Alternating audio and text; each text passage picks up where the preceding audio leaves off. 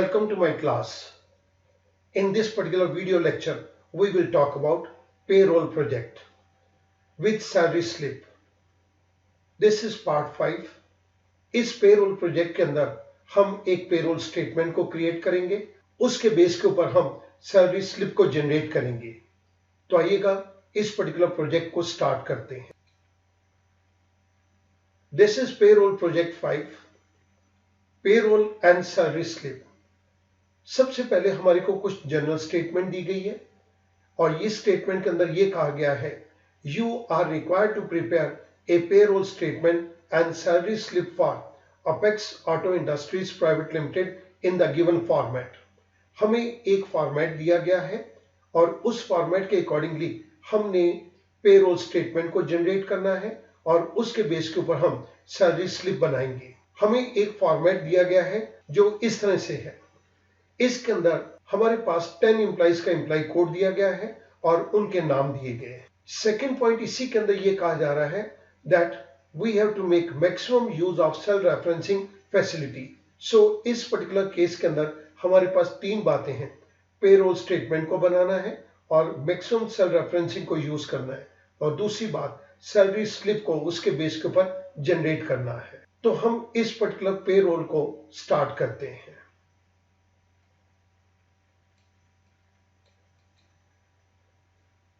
Month and year that is जनवरी 20। सबसे पहला point तो यहां पे डेजिग्नेशन का है, लेकिन इस पॉइंट को अभी हम थोड़ी देर के बाद टेकअप करेंगे। सबसे पहले मैं ले रहा हूं मंथ एंड ईयर, जनवरी 20। जनवरी 20 मैंने इन दोनों को सिलेक्ट किया और ड्रैग डाउन कर दिया। Next point is salaries paid on the basis of categories. Assume categories of employees as A, B and C। हमें यहां पर एम्प्लॉइज की कैटेगरीज को अज्यूम करना है। तो मैं आपके सामने आर्बिट्रेरी बेसिस के ऊपर मैं इन एम्प्लॉइज की कैटेगरी ले रहा हूं, C, B, C, A, B, A, C, C, A and in the last I take up B। ये कैटेगरी मैंने आर्बिट्रेरी बेसिस के ऊपर ली है। इसके बाद हमारे पास नेक्स्ट चीज है, is HRA to be paid. या तो HRA पे करना होगा या नहीं पे करना होगा। उसके लिए हमें यहां पर ये कंडीशन दी गई है, assume HRA to be paid और not. Y represents yes and N represents no. तो मैं यहां पर आर्बिट्रेरी तरीके से Y और N को टेकअप कर रहा हूं, Y एंड N। इन चारों को सिलेक्ट किया और मैं इसे ड्रैग डाउन कर देता हूं। मेरे पास पूरे कॉलम के अंदर यस नो आ गया। नेक्स्ट पॉइंट है, हमें एक तो डेजिग्नेशन देखना है और उसके साथ साथ हमें ये बेसिक सैलरी को भी देखना है। सो नेक्स्ट कंडीशन हमारे पास जो अवेलेबल है that is rules for payment of basic salary TA and CCA are as follow। Basic salary, designation, TA and CCA, इन सभी को हम कैटेगरीज के बेस के ऊपर डिटरमिन करेंगे। सबसे पहले मैं बेसिक सैलरी को टेकअप करूंगा। बेसिक सैलरी कैटेगरी के बेस के ऊपर डिटरमिन की जाएगी। अगर तो कैटेगरी A है तो बेसिक सैलरी 25,000, अगर कैटेगरी B है तो basic salary 20,000, otherwise C category के लिए सैलरी ₹15,000 होगी। तो मैं यहां पर कैटेगरी के बेस के ऊपर बेसिक सैलरी को डिटरमिन करूंगा। सो यहां पर हम इफ फंक्शन को अप्लाई करेंगे। If this category E3 is equals to A, उस केस के अंदर हमने सैलरी देनी है 25,000। तो मैं यहां पर लिख रहा हूं 25,000। और अगर ये कैटेगरी A नहीं है तो हो सकता है ये B कैटेगरी हो या C कैटेगरी हो। इट मीन्स हमें फिर जज करना है कि ये B कैटेगरी है या C कैटेगरी है। इसके लिए मैं एक और इफ को टेकअप करता हूं। If this category is equals to B, तो उसे 20,000 पे कर दो। और अगर ये बी कैटेगरी नहीं है तो इट मीन्स ये सी कैटेगरी है, तब इसे 15,000 पे कर दो। Parenthesis close, I press enter. मेरे पास फर्स्ट एम्प्लॉय की बेसिक सैलरी निकल के 15,000 आ गई। मैं इसी को सिलेक्ट करके ड्रैग डाउन कर रहा हूं और ये मैंने सभी एम्प्लॉयज की बेसिक सैलरी को यहां पर डिराइव कर लिया। बेसिक सैलरी के बेस के ऊपर इस डेजिग्नेशन को हम कैलकुलेट करेंगे।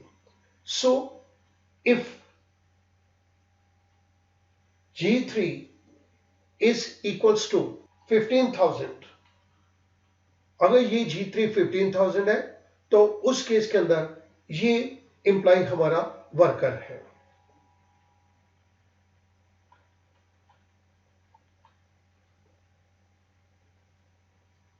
अगर ये G3 15,000 नहीं है तो हो सकता है ये 20,000 हो या 25,000 हो। इट मींस हमें इस बात को फिर जज करना है G3 सेल के अंदर 20,000 है या 25,000 है।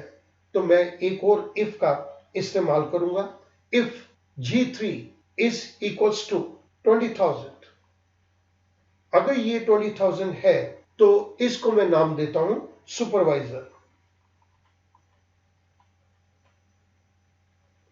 कॉमा अगर ये 20,000 नहीं है तो ये फिर मैनेजर ही होगा। तो मैं यहां पर फॉल्स के अंदर मैनेजर दे देता हूं। स्टूडेंट इसको बहुत ध्यान से समझिएगा। इफ G3, अगर तो ये जो बेसिक है ये जो हमें दी गई है, अगर ये बेसिक हमारे पास 15,000 है तो ये वर्कर है, और अगर ये G3 20,000 है तो सुपरवाइजर है, नहीं तो ये मैनेजर है। मैंने यहां पर सेकेंड पेरेंथेसिस को भी क्लोज कर दिया and now I press enter. क्योंकि यहां पर बेसिक 15,000 है तो ये वर्कर है। मैं इसी को सिलेक्ट करके नीचे ड्रैग डाउन करता हूं। मेरे पास इन सभी एम्प्लॉइज के डेजिग्नेशन आ गए। आप नोट करेंगे 20,000 है तो सुपरवाइजर है, 25,000 है तो मैनेजर है। जिस तरह की हमें कंडीशन के अंदर कहा गया है हमने उसके अकॉर्डिंगली ये डिटरमिन कर दिया। The next is TA। अगर कैटेगरी A का एम्प्लॉइज है तो उसे ट्रैवलिंग अलाउंस 5,000, अगर कैटेगरी B का एम्प्लॉय है तो 4,000, नहीं तो वो कैटेगरी C का एम्प्लॉय है तो उसे हम 3,000 रुपया ट्रैवलिंग अलाउंस पे करेंगे।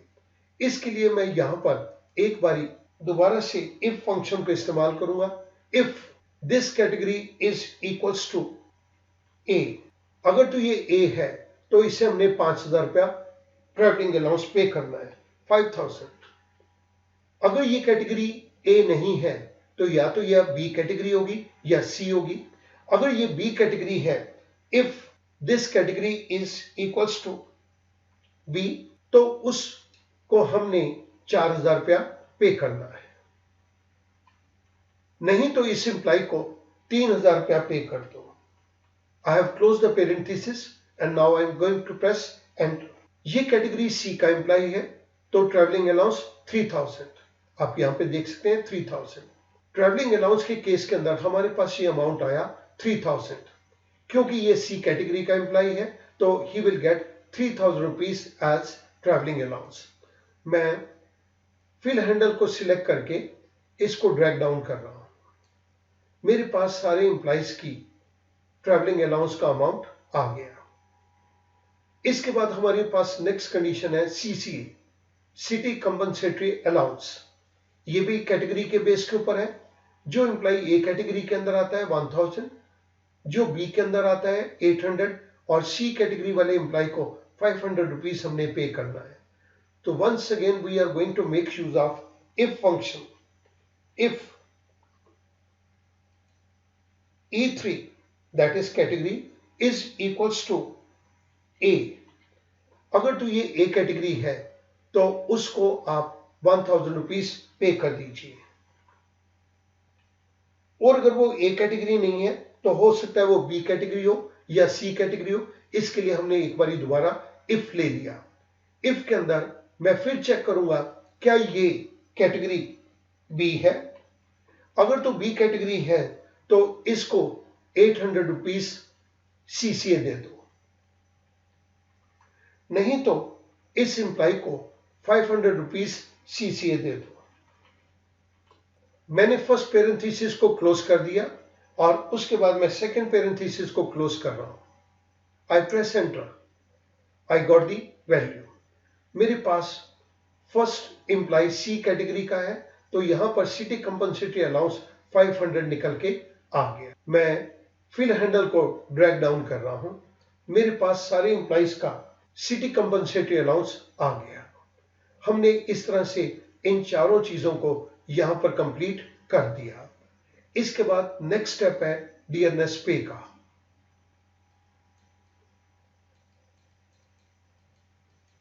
हमें कंडीशंस दी गई हैं। Rules for payment of dearness pay, dearness allowance and HRA, they are as under. Dearness pay 52% of basic, DA 41% of basic plus DP, HRA 33% of basic plus DP। क्योंकि question के अंदर requirement थी आप maximum cell referencing को use कीजिए, तो मैं यहां पर इन तीनों वैल्यूज को सेल रेफरेंसिंग के तौर पे अप्लाई करूंगा। सो मैं यहां पर ये तीनों वैल्यूज दे देता हूं कि डियरनेस पे के केस के अंदर ये 52% ऑफ बेसिक है, डियरनेस अलाउंस के केस के अंदर DA 41% of basic plus DP है और HRA 33% of basic plus DP है। मैं इन तीनों को as a cell referencing use करूंगा। सो सबसे पहले हम कैलकुलेट करते हैं DP को। डियरनेस पे इक्वल्स टू, यहां पर मैं इस सेल के अंदर इक्वल्स टू दिस परसेंटेज, क्योंकि ये परसेंटेज फिक्स रहेगी तो मैंने F4 प्रेस कर दिया, मल्टीप्लाइड बाय डियरनेस पे इज 52% ऑफ बेसिक। हमारे पास बेसिक ये दी गई है, मैंने इसके साथ मल्टीप्लाई कर दिया, that is G3। I press enter, मेरे पास ये वैल्यू निकल के आ गई 7800। मैंने फिल हैंडल से इसको ड्रैग डाउन कर दिया, सारे एम्प्लॉइज का डियरनेस पे आ गया। The next point is DA। DA को निकालने के लिए दिस इज इक्वल्स टू 41%, क्योंकि ये वैल्यू फिक्स रहेगी तो मैंने F4 को प्रेस कर दिया, multiplied by basic plus DP 15,000, this is basic plus this is DP J3। I close parenthesis and now I press enter. मेरे पास डियरनेस अलाउंस की वैल्यू आ गई 9348। इस सेल के अंदर फिल हैंडल को सिलेक्ट किया और मैं इसको ड्रैग डाउन कर रहा हूं।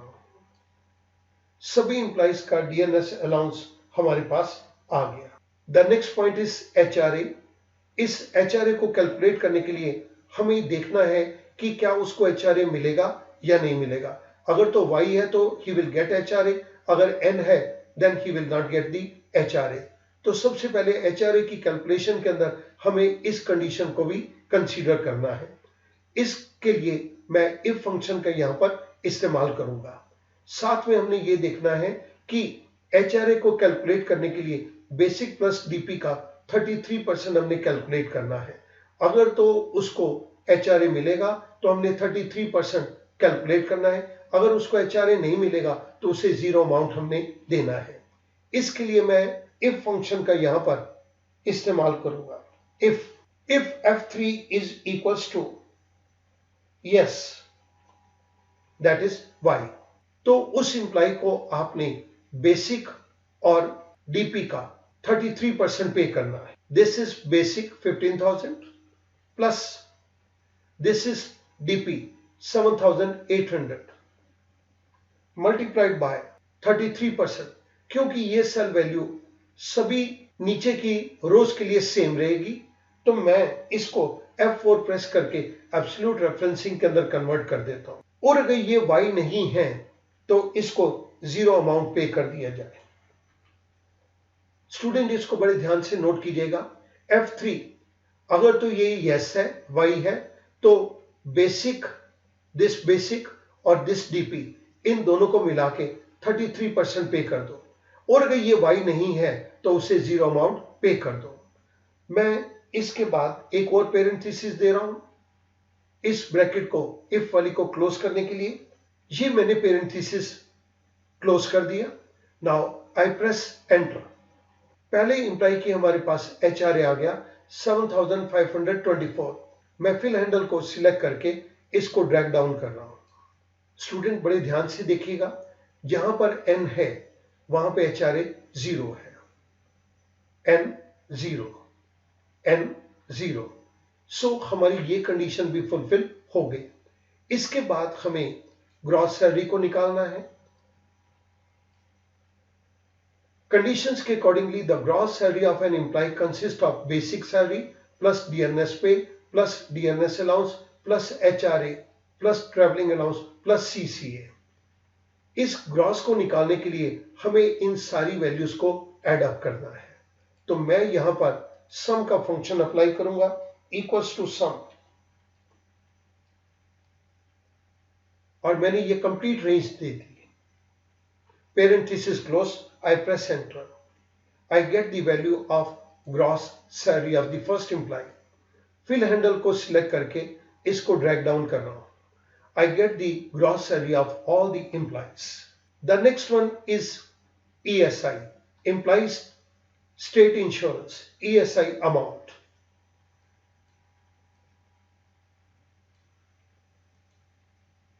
The ESI, Employees State Insurance amount, Provident Fund amount and income tax, these are the three deductions। और इसके लिए हमें रूल दिए गए हैं, ESI 2% of gross salary, Provident Fund 10% of gross salary और IT 8% of gross salary। क्योंकि हमें सेल रेफरेंसिंग को यूज करना है तो मैं ये फिगर्स 2%, 10% और 8% मैं यहां पर इन सेल्स के ऊपर इन फिगर्स को दे देता हूं। 2%, 10% एंड दिस इज 8%। अब मैं ESI को कैलकुलेट करूंगा। This is equals to gross salary multiplied by 2%। क्योंकि ये अमाउंट फिक्स रहना है, मैं F4 को प्रेस करता हूं। I press enter। I get the value as 863.4। This is the amount of employee state insurance। The next one is Provident Fund equals to gross salary multiplied by Provident Fund, that is 10% of the gross। इसको भी मैं fix कर देता हूं। I press enter। I get the value 4317। मैं fill handle को select करके इसको ड्रैग डाउन कर देता हूं। मुझे प्रोविडेंट फंड का अमाउंट सारे एम्प्लॉइज के लिए मिल गया। इसके बाद मुझे इनकम टैक्स को कैलकुलेट करना है। इनकम टैक्स हमारे पास 8% ऑफ ग्रॉस है। मैं यहां पर equals to gross multiplied by 8%, because this amount is going to be fix for all the cells. मैं F4 को प्रेस करके एब्सोल्यूट रेफरेंस के अंदर कन्वर्ट कर रहा हूं। आई press enter. I drag it down. हमारे पास ESI, प्रोविडेंट फंड और IT इन तीनों की वैल्यूज आ गई और ये तीनों हमारे पास डिडक्शंस हैं। तो टोटल डिडक्शन के लिए इक्वल्स टू, मैं सम का फंक्शन ले रहा हूं, sum this complete range. I press enter. मेरे पास टोटल डिडक्शन का अमाउंट आ गया। इसके बाद हमारे को नेट सैलरी को कैलकुलेट करना है। Net salary is calculated after deducting provident fund, ESI and income tax. हमने इन तीनों को ऑलरेडी टोटल डिडक्शन के अंदर ऐड कर दिया है। तो नेट सैलरी को निकालने के लिए हम यहां पर equals to gross salary minus total deduction amount. I press enter. मेरे पास इन सभी इंप्लॉइज की नेट सैलरी का अमाउंट आ गया। एक लास्ट पॉइंट हमें यहां पर और करना है। इन सभी का हमारे को टोटल निकालना है। हमें बेसिक सैलरी का टोटल लेना है, ट्रैवलिंग अलाउंस का टोटल निकालना है एंड सो ऑन। इन सब का हमें टोटल निकालना है। तो मैं यहां पर फंक्शन अप्लाई करता हूं, सम। मैंने बेसिक सैलरी के सभी इंप्लॉइज की रेंज को दे दिया, that is from G3 to G12। Parenthesis close. I press enter. Basic salary जो हमने सभी एम्प्लॉइज को पे करी है in the month of January 20, that is 1,95,000। मैं इसी को सिलेक्ट करके इसको राइट साइड की तरफ ड्रैग करता हूं तो ये सम का फंक्शन पूरे के पूरे रेंज के ऊपर अप्लाई कर देगा।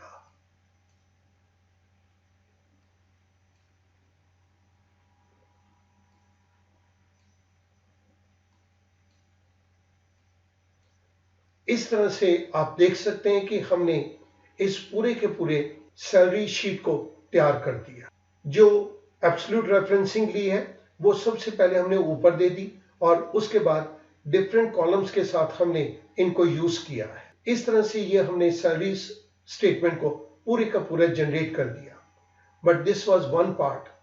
इसके बाद हमारे पास जो नेक्स्ट पार्ट है दैट इज सैलरी स्लिप को जनरेट करना। अब हम सैलरी स्लिप की तरफ चलेंगे। How we can generate salary slip. Salary slip का बेसिक स्ट्रक्चर हमें दिया गया है। इस बेसिक स्ट्रक्चर के अंदर हमने सभी एम्प्लॉइज के लिए अलग अलग सैलरी स्लिप को प्रोड्यूस करना है। स्टूडेंट्स, हमारे पास ये सैलरी स्लिप का एक फॉर्मेट बना हुआ है। Apex Auto Industries Private limited, this is the address, monthly salary slip. ये हर एम्प्लॉय को हर महीने एक सैलरी स्लिप दे दी जाएगी। स्टूडेंट, अब इसके बाद हम सैलरी स्लिप को जनरेट करेंगे। सैलरी स्लिप के अंदर बहुत सारी इंफॉर्मेशन हमें निकालनी है और ये इंफॉर्मेशन हम जनरेट करेंगे फ्रॉम द पेरोल। जो पेरोल अभी हमने बनाया है इसके बेस के ऊपर ये सैलरी स्लिप को हम जनरेट करेंगे। सबसे पहली चीज हमें ये कही गई है एम्प्लॉय कोड। एम्प्लॉय कोड अगर मैं पेरोल की तरफ देखता हूं तो ये हमारे पास एम्प्लॉय कोड है E10012 टू E1010 तक। यहां पर एम्प्लॉय कोड को ऑटोमेटिकली जनरेट करने के लिए मैं डेटा के अंदर जाता हूं और डेटा के अंदर मैं डेटा वैलिडेशन के अंदर I go to list. In the allow I go to the list और यहां पर मैं सोर्स के अंदर इस पेरोल के अंदर से ये टोटल एम्प्लॉय कोड की लिस्ट दे देता हूं। ऐसे ओके। आप देखिए एक छोटा सा ड्रॉप डाउन एरो आ गया। मैंने इस पर क्लिक किया, मेरे पास पहला एम्प्लॉय कोड आ गया और मैं यहां पर कोई भी एम्प्लॉय कोड ले सकता हूं। सो ये लिस्ट बॉक्स ने हमें एम्प्लॉय कोड जनरेट करके दे दिया। इसके बाद नेक्स्ट पॉइंट है एम्प्लॉय नेम। एम्प्लॉय के नेम को निकालने के लिए मैं VLOOKUP फंक्शन को इस्तेमाल करूंगा। VLOOKUP के अंदर लुकअप वैल्यू फर्स्ट पैरामीटर है। लुकअप वैल्यू हमने किस वैल्यू को देखना है, किस एम्प्लॉय का नाम निकालना है। हमने इस E1001 एम्प्लॉय का नाम निकालना है तो मैंने इसको सिलेक्ट कर दिया, कॉमा। इसको कहां पर देखो, टेबल एरे के अंदर। तो क्वेश्चन ये है कि हमारा टेबल एरे कहां पर है। टेबल एरे हमारा पेरोल 1 के अंदर है तो मैं पेरोल 1 को सिलेक्ट करता हूं और यहां पर इस पूरी की पूरी टेबल को मैं सिलेक्ट कर लेता हूं। आई प्रेस F4 क्योंकि ये टेबल फिक्स रहेगी तो मैंने F4 को प्रेस कर दिया, कॉमा। आप देखिएगा इसके बाद एम्प्लॉय नेम सेकंड कॉलम के अंदर है। सैलरी स्लिप के अंदर मैं आता हूं, सेकंड कॉलम, क्योंकि एम्प्लॉय का नाम सेकंड कॉलम के अंदर है मैंने ये कॉलम इंडेक्स नंबर दे दिया। इसके बाद मैं एग्जैक्ट मैच चाहता हूं तो उसके लिए मैं 0 दे देता हूं। I close parenthesis, now I press enter. मेरे पास फर्स्ट एम्प्लॉय का नाम आ गया Deepti. Let's check that. Payroll के अंदर सबसे पहला नाम E1001 एम्प्लॉय कोड का नाम दीप्ति है। सैलरी स्लिप के अंदर भी हमारे पास सेम नाम आ गया। अब यहां से ये काम हमारे लिए बहुत इजी हो जाएगा। डेजिग्नेशन हमारे को थर्ड कॉलम के अंदर दिया गया है तो मैं इसी फॉर्मूले को कॉपी करता हूं, Ctrl+C। डेजिग्नेशन के अंदर इसी फॉर्मूले को पेस्ट करता हूं और यहां पर मैं इस 2 की जगह 3 कर देता हूं क्योंकि ये डेजिग्नेशन कॉलम नंबर 3 के अंदर है। मैंने आपकी कन्वीनियंस के लिए ये कॉलम नंबर यहां पर लिख दी है। Now I press enter. मेरे पास इंप्लॉय 1001 जिसका नाम दीप्ति है और उसका डेजिग्नेशन वर्कर है। Let's check that. E1001 name Deepti और डेजिग्नेशन वर्कर। इसके बाद अब हमने यहां पे मंथ और ईयर देना है। मंथ और ईयर हमें दिया गया है कॉलम नंबर 4 के अंदर। आप देख सकते हैं first, second, third and fourth. मैंने ये सारे कॉलम नंबर्स यहां पे लिख दिए हैं। मैं इसी पर्टिकुलर फॉर्मूले को यहां से कॉपी करता हूं, कंट्रोल C, और उसके बाद मैंने इस पर्टिकुलर फॉर्मूले को मंथ और ईयर के अंदर देना है, कंट्रोल V, लेकिन इस 3 की जगह मैं 4 कर देता हूं क्योंकि ये 4th कॉलम है। हमारे पास जनवरी 20 आ गया। अब ये हमारे लिए काम बहुत आसान हो गया। इसके बाद हमारे पास कैटेगरी के केस के अंदर कॉलम नंबर 5 है, तो मैं यहां पर 3 की जगह 5 कर रहा हूं। आई प्रेस एंटर। HRA पेड और नॉट कॉलम नंबर 6 है।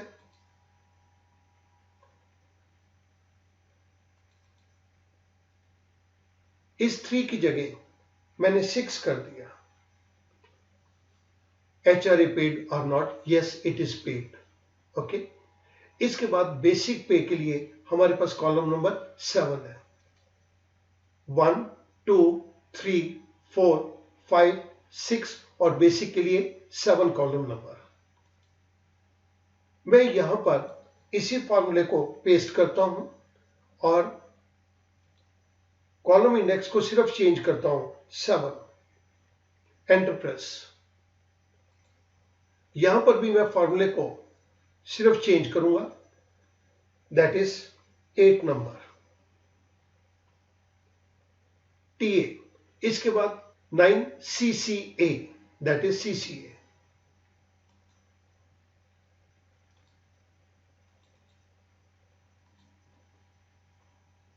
Nine DP।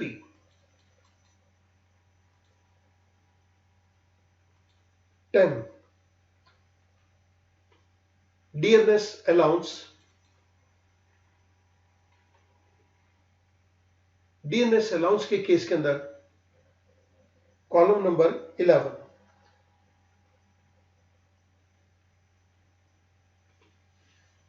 HRA के लिए column number 12।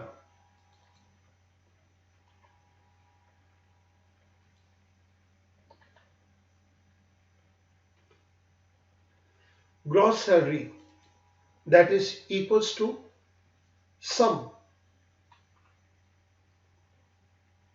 sum of all these. I press enter. 43,172. Let us check up with the payroll. Gross salary 43,172. 43,172. Similarly, अब हम ESI, प्रोविडेंट फंड और income tax को take up करेंगे। Equals to ESI का column number 14,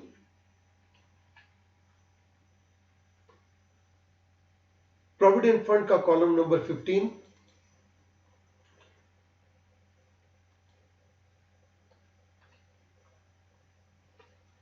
income tax column number 16,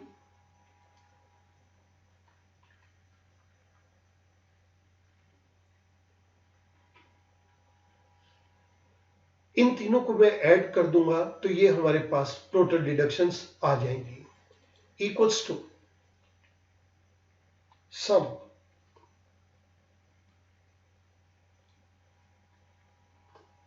gross salary में से इस total deduction को लेस कर दूंगा, we will get the net salary. Equals to gross salary minus total deduction,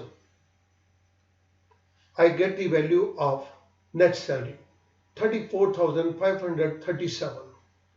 payroll के अंदर चेक करते हैं 34,538। मैं इन सभी वैल्यूज को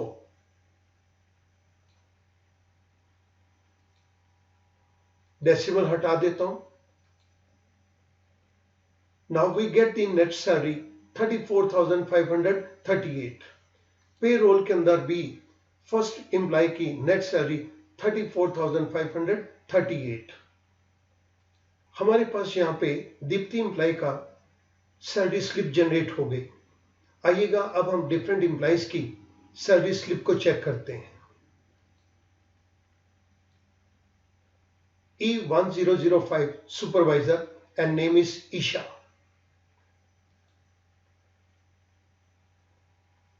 E1005 name is Isha, supervisor.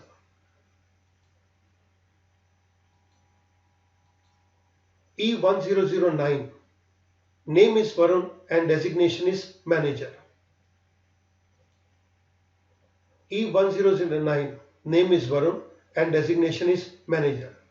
Total salary is 57,696.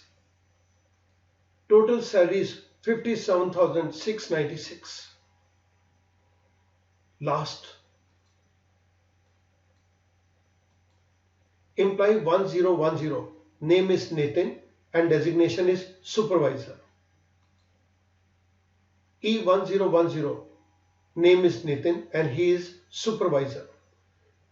His total net salary is 38,131. His total net salary is 38,131. Student, इस तरह से आप ये देख रहे हैं कि हमने यहाँ पे सिर्फ दो काम किए हैं। पहला काम तो हमने लिस्ट बॉक्स के थ्रू ये एम्प्लॉय कोड को जनरेट किया और उसके बाद हमने सिर्फ यहाँ पे वी लुकअप का फंक्शन इस्तेमाल किया है। ग्रॉस सैलरी के लिए और टोटल डिडक्शन के लिए हमने सम फंक्शन का इस्तेमाल किया है। अदरवाइज हमने इन सभी बाकी चीजों के लिए वी लुकअप को यूज किया है। मैं आपकी रेफरेंस के लिए ये सारे के सारे फंक्शंस यहां पर दे रहा हूं। एम्प्लॉय कोड को हमने लिस्ट बॉक्स के जरिए जनरेट किया। ये लिस्ट बॉक्स है। जैसे हम इसको मूव करेंगे ये सारे के सारे अमाउंट चेंज हो जाएंगे और बाकी सभी चीजों के लिए आप देख सकते हैं हमने वी लुकअप का फंक्शन इस्तेमाल किया है और एक जगह पे हमने सम का फंक्शन यूज किया है। मैं उम्मीद करता हूं कि ये चीज अब आपके लिए बनानी बहुत आसान हो जाएगी। Of course there is no doubt कि ये क्वेश्चन काफी लेंथी है, लेकिन एक बार अगर इसको कर लेंगे तो एक बहुत बड़ा कॉन्फिडेंस बिल्डअप हो जाता है और मैं समझता हूं कि थोड़ी सी हार्ड वर्क के साथ आप इस चीज को अपने सामने जनरेट कर सकते हैं। हमने ये पेरोल बनाया था और पेरोल डिफरेंट कंडीशंस के ऊपर बेस्ड था। इसके बेस के ऊपर हमने ये सैलरी स्लिप को जनरेट कर दिया। You must try it once and it will give you good confidence that you can do that. Thank you very much.